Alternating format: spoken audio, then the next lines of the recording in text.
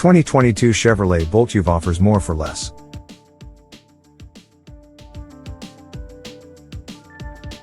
But before we start, please support us by pressing the like and subscribe buttons, so that we can continue to provide information about car and motorcycle news. Also turn on the bell button to get the latest updates.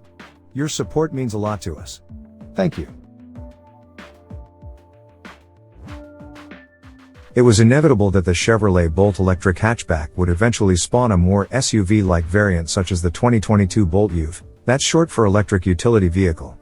The regular Bolt model, which is also refreshed for 2022, is a proven small, affordable EV with competitive range.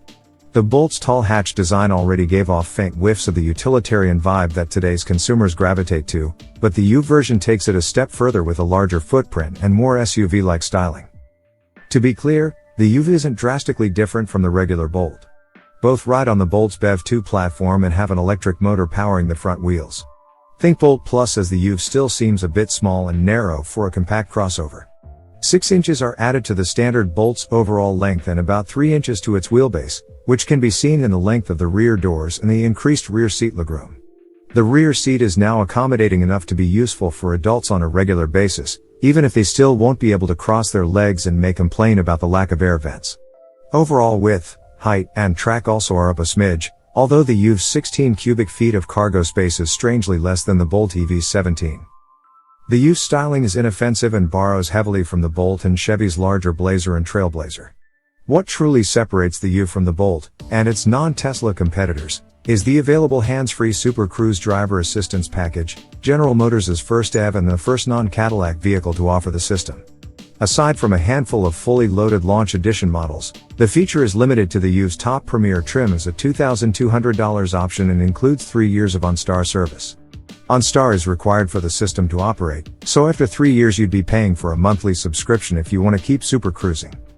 Chevy structured our short, mostly highway drive to showcase the Super Cruise system, which remains impressive in its ability to stay in its lane and to cover long stretches of divided highway with no driver input, provided the driver-facing camera and infrared sensors determine you're paying attention to the road. Look away for too long and the system starts beeping, the lights in the top of the steering wheel rim begin to flash, and with the help of OnStar telematics, the car will eventually activate its hazard lights and pull to a stop.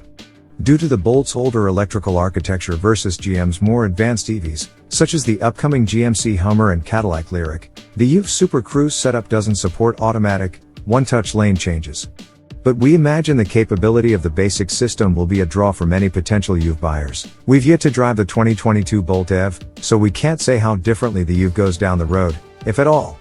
Its brake pedal is pleasantly firm, the action of its steering is linear if devoid of feel, and its relatively low center of gravity lends it a secure, planted feel around corners. Motivation comes from a familiar electric motor rated for 200 horsepower and 266 pound-feet of torque that is fed electricity from a 65.0 kilowatt-hour battery pack. Weighing about 150 pounds more than the standard Bolt, we estimate the 3,700-pound EUV should get to 60 miles per hour in about 7.0 seconds. The electric motor's low-end pull is strong, which allows it to surge away from stoplights and overtake slower traffic on the highway with more verve than its 200 horses suggest. We particularly like the EUV's regenerative braking setup, which allows its driver to choose between very little regen by default, an on-demand paddle on the steering wheel that can bring the car to a stop, or full one-pedal operation via a button on the center console that remains active between startup cycles. The Bolt EUV's cabin is easy to see out of it and fairly quiet at speed. We could feel and hear impacts from suburban Detroit's larger frost heaves and pavement seams, but overall ride comfort is good. Poke around the new if somewhat sober interior and you'll notice that Chevy has replaced the previous Bolt's funky electronic joystick shifter with a row of simpler shift buttons.